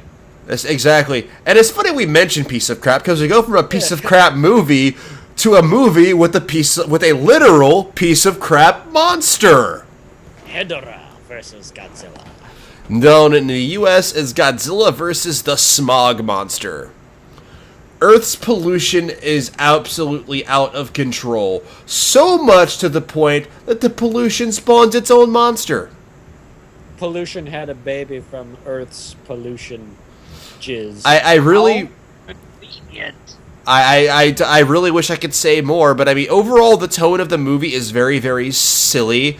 The monster is... Well, I felt so bad for the guy in that suit. He could not do anything. He could not do anything in that suit. Like, the guy who does King Ghidorah has a rough time because all that guy is controlling is the body itself and the legs. Everything else that King Ghidorah is done by wire work. And the car alarm. Don't forget the car alarm. But poor guy that does Hedorah, that poor guy, he's on layers upon layers of latex and rubber, and can't do anything but slosh around. He's a pollution monster. That's literally all that there is to him. He's a monster made of Earth's pollution, and you get a very, very plus. You get a really. To me, this is the worst soundtrack they've ever had. Of any of the guys, it's very, very silly. It's, oh god, this is a silly movie overall. Not as bad as All Monsters Attack, but definitely one of those you can just kind of skip over. It's, oh, and Who's that Pokemon? Da da da. It's shit. Shit. Da, da, da. Yeah, this monster bears a strong resemblance to the Pokemon yes. Muck. It does have one iconic scene, though. I sent you it. Yes, that one. Let me pull it up. There's one scene at the end of the movie that where Godzilla actually defeats Hedorah. Oh, gosh. One of the most jaw-dropping what-the-fuck moments of Godzilla history. There are people, you are seeing it on screen now. Godzilla is using his atomic breath to fly.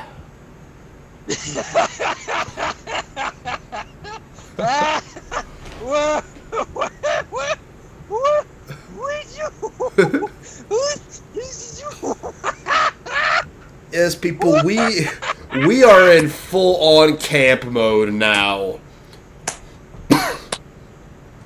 This is just all of my what.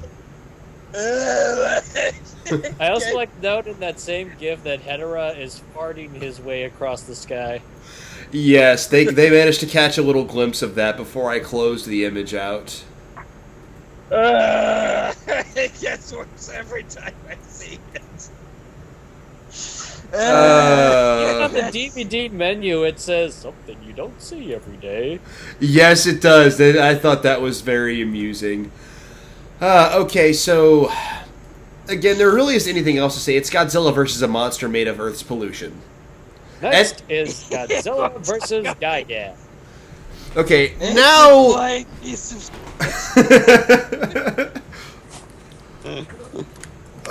Okay, moving on.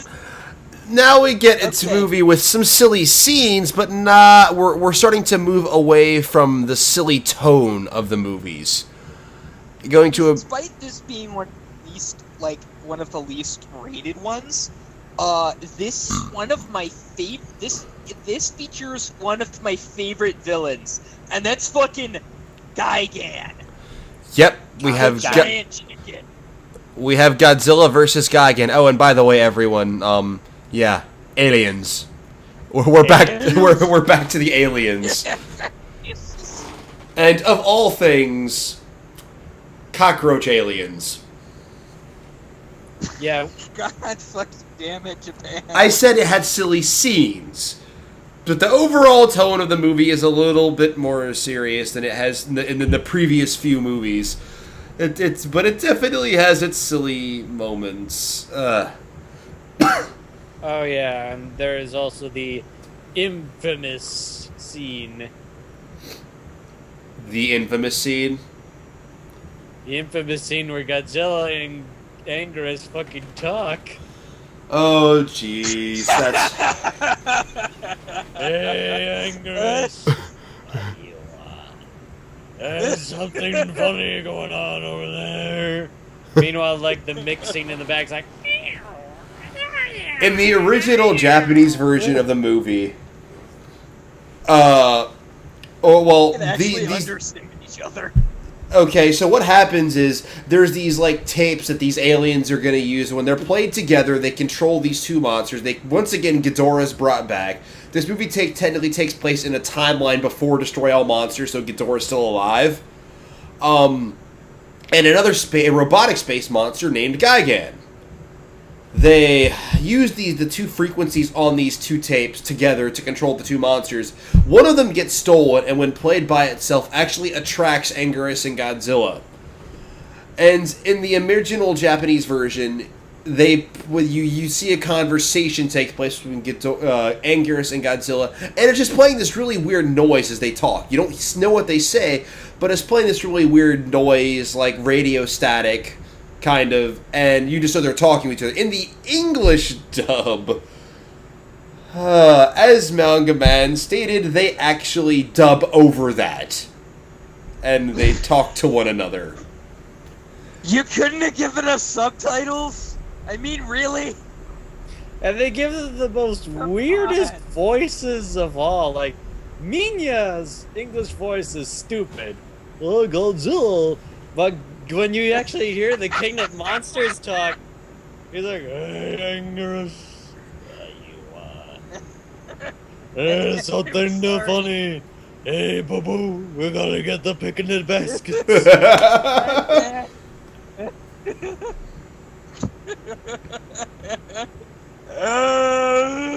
Sounds like a high Yogi Bear.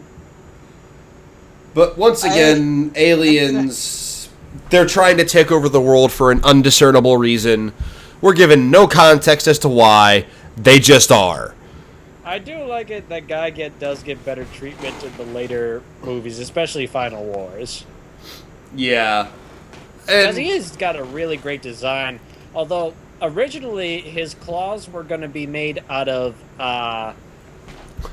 what was it? Like some sort of polystyrene glass, like, really shiny and good-looking stuff, but the stuff was, like, so heavy that the actor couldn't even lift their arms.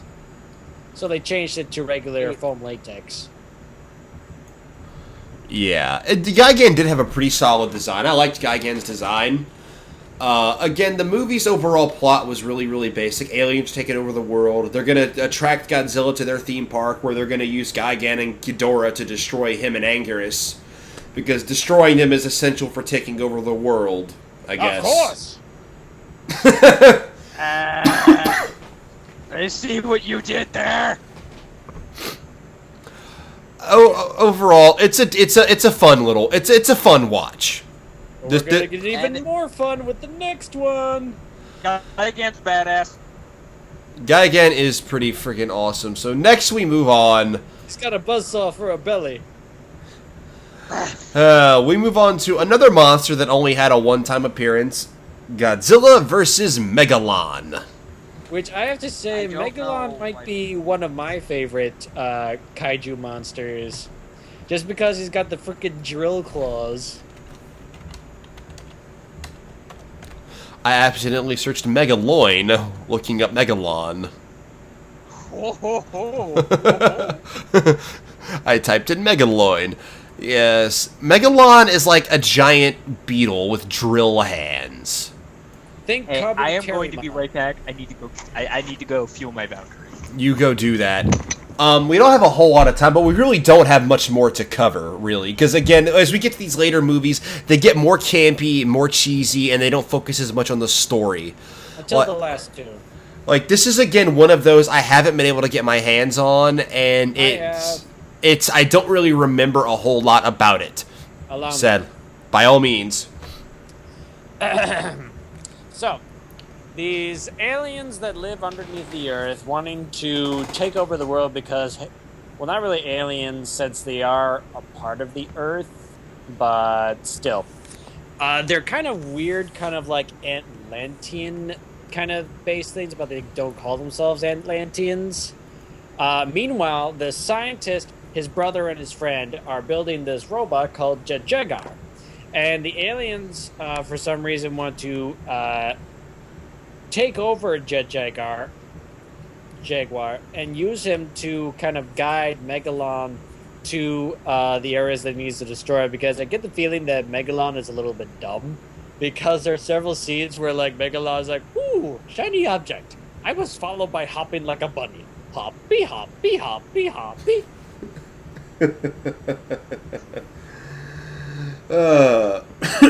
This is another movie where that's basically the bare bones plot.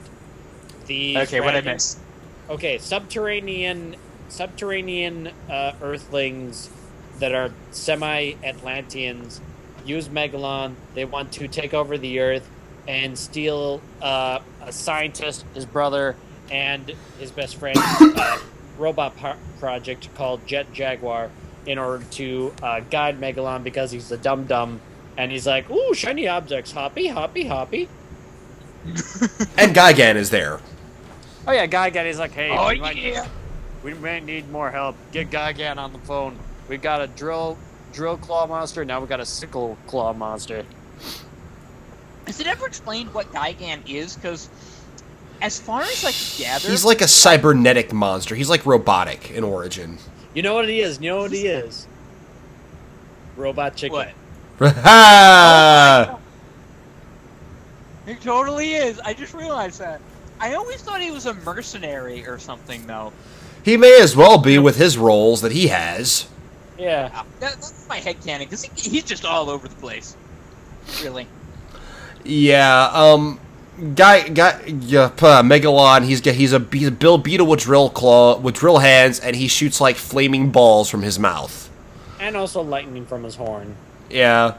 I didn't even remember the lightning. That's how long it's been since I've seen this movie. Yeah, this movie is more of a Jet Jaguar movie than it is a Godzilla movie. Godzilla doesn't even show up until the very end for the 2-on-2 battle tag team match. Yeah. Jet Jaguar was actually a design from a contest held by the Toho for kids to design a monster, and Jet Jaguar was the one that won over. And they made a movie, and honoring that, they made a movie with him in it. And pretty much just used Godzilla for the marquee value. That was it. It was supposed to be Jet Jaguar's movie, but they just threw Godzilla in, to help boost the popularity of the film. I think Jet Jaguar is underappreciated. He's a gentle soul. He is. And he gets his own song, too, in the movie. Jet Jaguar. But yeah. 10 minutes left. Okay, we're gonna go on to the next movie now.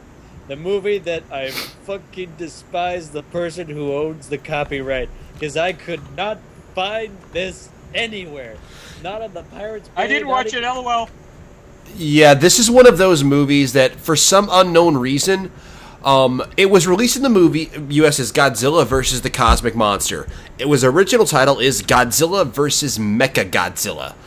And this movie is caught in licensing limbo. The only copy of this film I could find on a legit DVD, like not like just something people burned and super piss poor low quality, was $90. Yeah, no, fuck that.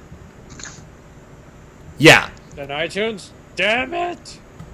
Yeah, this movie it's one of those that's caught in licensing limbo. It's going to be a while before we get this movie as a proper DVD release. And it's a real shame, too, because after these last several movies that have been really cheesy, really campy, we still have some of that cheese and camp value here. But the movie's more serious tones have started to come back. One, we get the best Godzilla design as far as the original Godzilla suit. The best that they've done throughout the entire Showa era. And we get what true awesome villain for Godzilla to face off against. Hold on, wait, gotta show the image again. Once again, yes, here we have aliens taking over the world for no discernible reason. But, Holy Space fuck. apes. oh yeah, we're on Planet of the Apes now. We went from... I would like to inform the chat room that, yes indeed, Godzilla vs. Mechagodzilla is on iTunes, but it's the wrong version. That one is Godzilla vs. Mechagodzilla 2, which is the sequel one. The one that we're talking about is the original one. Yeah, Mechagodzilla vs. Mechagodzilla 2 is Heisei era. We will be discussing that one next week. But Sorry, yeah, guys. space apes, no discernible reason, and Mechagodzilla is a pretty freaking powerful foe. This is where they actually get a little bit darker in some of the stuff that they do, because Godzilla bleeds in this film. Mechagodzilla rips off Angus's bottom jaw. Just like King Kong. Yeah, it's Jesus Christ. it gets pretty dark with some of the stuff they do. And overall, definitely a very enjoyable movie. They kind I of can't pick. remember if I've mentioned this, but if it hasn't been apparent by now, it's a recurring theme that Anguirus gets his ass kicked in every appearance. You know what I don't get is in this. I forgot the verses up in Destroy All Monsters. Like there was a scene where King Ghidorah foot stomps on Anguirus, but I just kept thinking to myself, why isn't King Ghidorah feeling pain of Anguirus's spikes? He's like literally landing right on the damn things, and he's not even flinching. Fuck the police. All right then. Yeah, I yeah, really Just wanted that to. goddamn badass. I really wanted to watch this movie. However, I had to settle for its sequel. Yeah. Again, we don't have too much to say about this, other than the fact we once again get another new monster, King Caesar. Oh yeah! Once again, getting its own song that's like 5 minutes long. Wario Caesar, Caesar. And Mechagodzilla is such a powerful foe, it's a 2-on-1 fight to beat him. And beat back the alien invasion. But otherwise, again, not too much of an in-depth story, but this is definitely another really good fun watch. So from there we go on to the final film of the Showa era, Terror of Mechagodzilla. Dun, dun, dun, dun. Where the same aliens... There was this in the last film, there was this total badass scene where Mechagodzilla's head turns 180 degrees, and he shoots a laser out of his mouth. At the same time, he's shooting a giant ray gun out of his chest at, Godzilla or Caesar, I can't remember, but he's shooting to his face the goddamn time, and it's amazing. Okay, moving on. Terror of Mechagodzilla. Yeah, we've only got 4 minutes left of the show, but this movie, again, not going to take a lot of time to talk about. Actually, probably a little longer than the last, because I think there's a little bit more going on here with this movie. There's a lot more subplots of a scientist who was ridiculed by his fellow colleagues for his discovery of a supposed undersea dinosaur, which he called Titanosaurus. And in anger and rage, he was outcasted by his fellow scientists, and presumed dead, but is found out by these aliens, the same aliens who did the same space ape aliens who made Mechagodzilla, and enlist him to not only use his mind control experiment to control animals, to control Titanosaurus, who is normally a gentle kaiju monster, but also get him to help them by saving his daughter from his own experiments by basically making her into Ghost in the Shell. That's not an exaggeration. That's really what's going on here. The movies was the subplot with the humans can get a little bit silly, especially with the romance subplot they have in there. Romance? I just thought he wanted to bang her. It's like, jeez, it's like a blow-up doll that moves and talks. It really is. I love this guy. It's like, hey, I just met you, and this is crazy, but I got a boner, so suck it, maybe.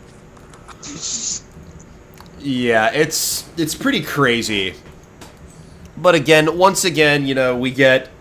But now, we get another 2-on-1 fight, but this one's Godzilla's got to take on his greatest foe ever, Mechagodzilla and Titanosaurus at the same time.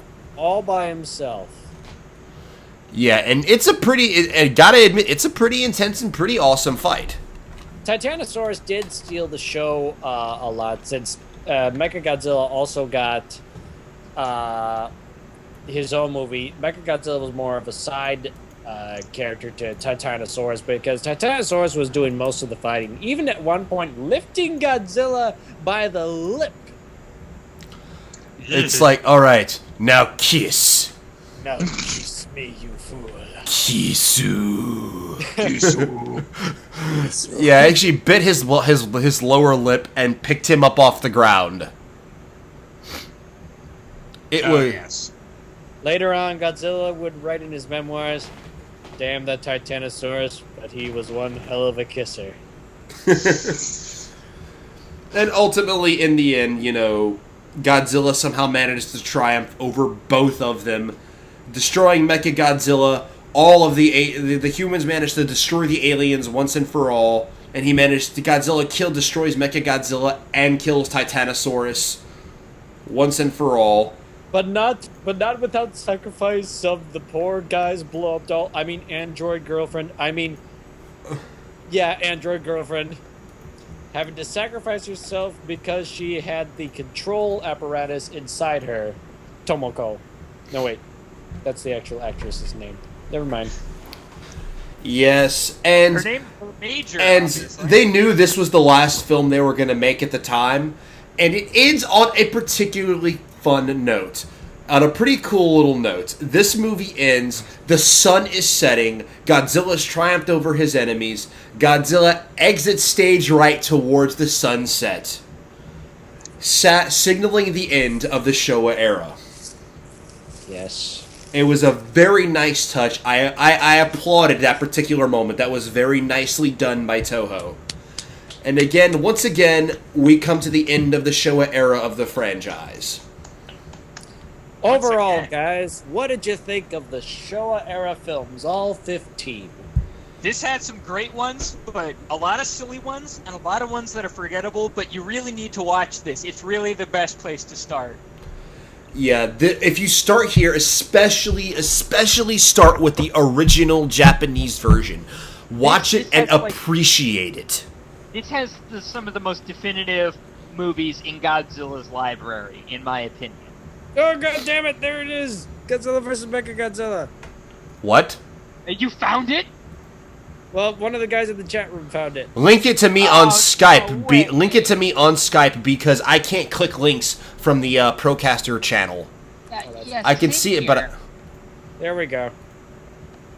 At least I think I could click open. oh my gosh, it is the original for $12.99. Holy crap!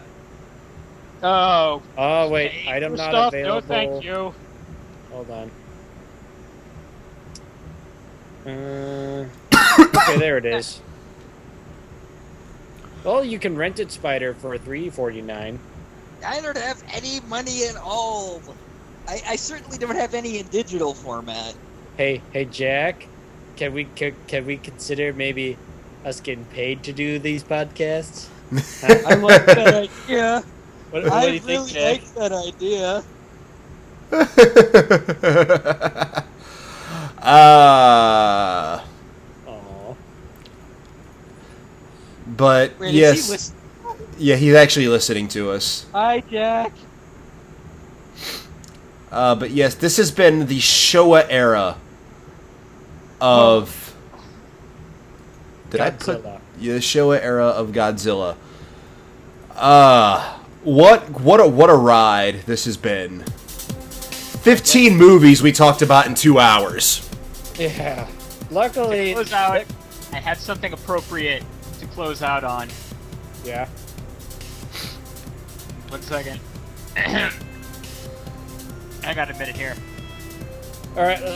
While he's doing that, let me just say that it's a good thing that the next few eras are going to have a lot less movies because this was intense to try to cram in 15 movies. Now again, it's very fortunate that there wasn't a lot to most of these movies, because with the next Susu sets, there is a little bit more to each movie. They put more effort into each of the movies.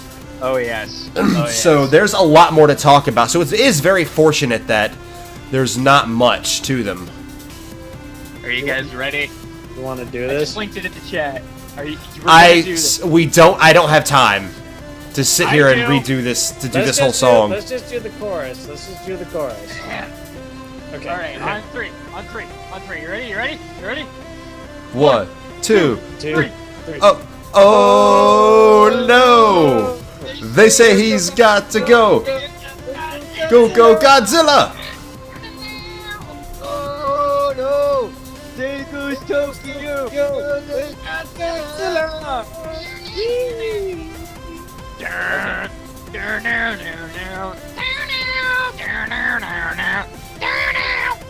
How was that? That was good enough. Good enough. But yes, the Showa era is a great starting point. Remember, try to watch if you only watch one movie out of this, make sure you watch the original Gojira. Or Son of Godzilla. Or Son of Godzilla. But yes, thank you guys for tuning in. We hope you guys enjoyed it. Be back with us next week at 7 p.m. CST on Monday, where we're going to discuss the Heisei era, starting in 1984 with Return of Godzilla. And we've got a lot to say about these, so we will see you guys next week. Can anyone say payday?